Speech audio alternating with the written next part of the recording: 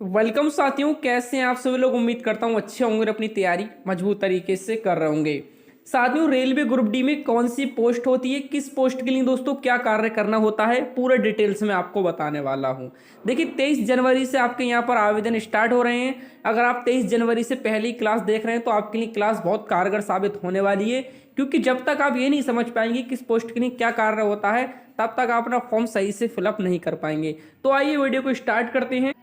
देखिए साथियों, सबसे पहले हम बात करेंगे कि रेलवे ग्रुप डी का एग्जाम कौन कंडक्ट करवाता है। तो देखिए साथियों, रेलवे ग्रुप डी का बोर्ड आरआरबी यानी कि रेलवे भर्ती बोर्ड यानी कि रेलवे रिक्वायरमेंट बोर्ड और दोस्तों आरआरसी यानी कि रेलवे भर्ती सेल, दोनों मिलकर के रेलवे ग्रुप डी का एग्जाम यहाँ पर कंडक्ट करवाया जाता है। साथियों, इससे पहले हम एक डिटेल्स में और समझेंगे कि एजुकेशन क्वालिफिकेशन का आपका क्राइटेरिया क्या रहता है। तो देखिए दोस्तों, इसमें जो मिनिमम क्वालिफिकेशन रहती है 10th पास। अगर आप 10th पास हैं तो आवेदन कर सकते हैं, ठीक है साथियों। और दोस्तों यहाँ पर आपका रहता है आईटीआई। अगर आप 10th पास हैं और आईटीआई क्यों हैं, तब भी आप अपना फॉर्म यहाँ पर फिलअप कर सकते हैं। साथियों देख, क्या होता है, 10th के लिए और आईटीआई के लिए अलग अलग पोस्टें होती हैं। तो वो आपको बताया जाता है कि आईटीआई के लिए ये पोस्टर रहती हैं या 10th पास के लिए ये पोस्टर रहती हैं। और कभी कभी साथियों ऐसा भी होता है कि 10th ही पास ही एलिजिबिलिटी हो पाते हैं कि 10th पास हैं आप तो आवेदन कर सकते हैं। सभी पोस्टों के लिए भी हो सकता है, जैसे कि 2025 में अभी कंफर्म नहीं हो पाया है। आज ये वीडियो मैं आपको 20 जनवरी को दे रहा हूँ, तो अभी तक ही कंफर्म नहीं हो पाया है कि आईटीआई अनिवार्य रहेगा या फिर 10th पास ही रहेगा। अगर 10th पास रहते हैं तो सभी पोस्टों के लिए 10th पास आवेदन करेंगे। और दोस्तों, अगर रेलवे बोर्ड के द्वारा आईटीआई अनिवार्य किया जाता है तो कुछ पोस्टों के लिए आईटीआई अनिवार्य रहेगा और कुछ पोस्टों के लिए दोस्तों 10th पास रहेगा। तो दोस्तों ये है आपका एजुकेशन क्वालिफिकेशन। देखिए साथियों, हम बात करेंगे railway group D post name list, यानी कि रेलवे ग्रुप डी में कौन कौन सी पोस्टें आती हैं, ये आपके लिए समझना अति महत्वपूर्ण रहता है। तो साथियों अच्छे से समझिए और मैं आगे आपको ये बताऊंगा कि किस पोस्ट के लिए क्या कार्य करना होता है। तो आइए समझते हैं। देखिए साथियों, अगर आप रेलवे ग्रुप डी में सिलेक्शन लेना चाहते हैं तो आप चक्षु प्रकाशन की वेस्ट बुक ले सकते हैं। इसमें आपका दोस्तों मैथ, रीजनिंग, सामान्य ज्ञान की अलग अलग कॉन्सेप्ट वाइज बुक आती हैं। तो ये बहुत अच्छी बुक है। अगर आप रेलवे ग्रुप डी में सिलेक्शन लेना चाहते हैं तो यहाँ पर दोस्तों ये चक्षु प्रकाशन की बुक आप परचेस कर सकते हैं। किस तरीके से साथियों आपको परचेस करनी है, तो डिस्क्रिप्शन में इसका लिंक दिया हुआ है साथियों, वहाँ से आप इस बुक को परचेस कर सकते हैं। बहुत अच्छी बुक है साथियों। जिस तरीके से डिमांड कर रहे थे सर कि बुक बताइए, तो साथियों इसे पढ़ के काफ़ी स्टूडेंट यहाँ पर सिलेक्शन ले चुके हैं। और साथियों ये सबसे अच्छी बात ये रहने वाली है कि इसके नीचे ही दोस्तों इसकी आंसर की दे रखी है और आंसर की के नीचे दोस्तों यहाँ पर कॉन्सेप्ट वाइज आपको आंसर बताए गए हैं, किस तरीके से यहाँ पर दोस्तों आंसर आया है। तो दोस्तों डिस्क्रिप्शन में इसका लिंक दिया हुआ है, वहाँ से आप इस बुक को परचेस कर सकते हैं।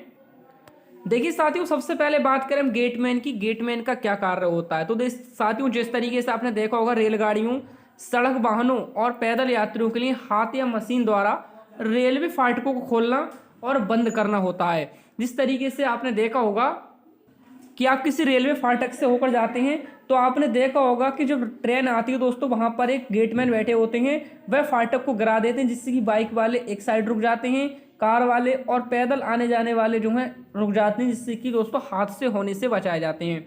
इनका दोस्तों बराबर में केबिन होता है। तो साथियों ये कार्य होता है गेटमैन का, आप अच्छी तरीके से समझ गए होंगे। तो ये कार्य आपको गेटमैन के द्वारा किया जाता है।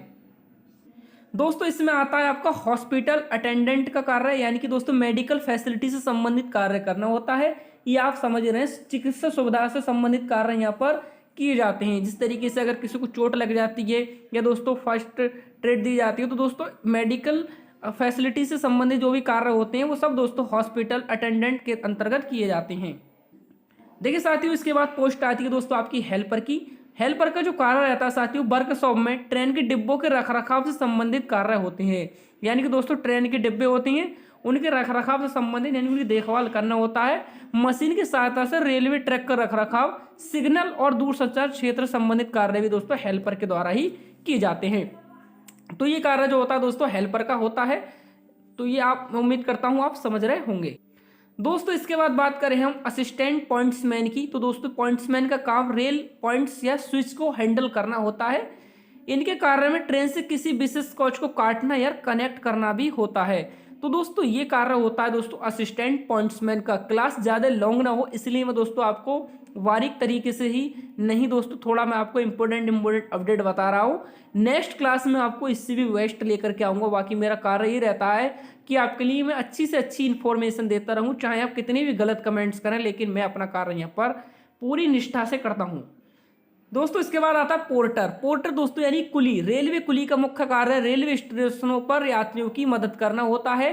पार्सल के लोडिंग व अनलोडिंग से संबंधित कार्य करने होते हैं। कुली जो होते हैं रेलवे पर जो भी यात्री होते हैं, पैसेंजर होते हैं दोस्तों, उनकी हेल्प करना होता है। और जो पार्सल का यहाँ पर सामान होता है उसको लोडिंग करना व अनलोडिंग से संबंधित कार्य भी होते हैं।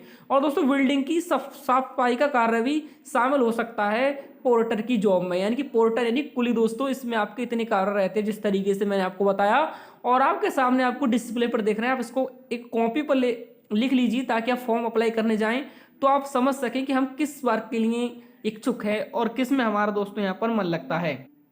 दोस्तों अब बात करते हैं सबसे इंपॉर्टेंट टॉपिक्स को लेकर के। RRB group D salary, starting salary की बात करें दोस्तों तो वो 18,000 से यहाँ पर स्टार्ट होती है।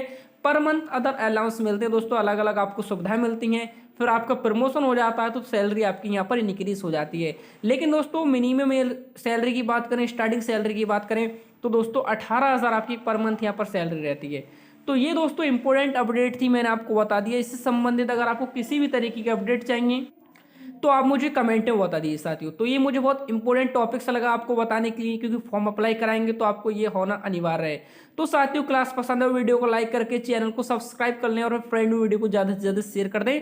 मिलते हैं नेक्स्ट क्लास के साथ, तो अब तक के लिए thank you for watch, thank you for support.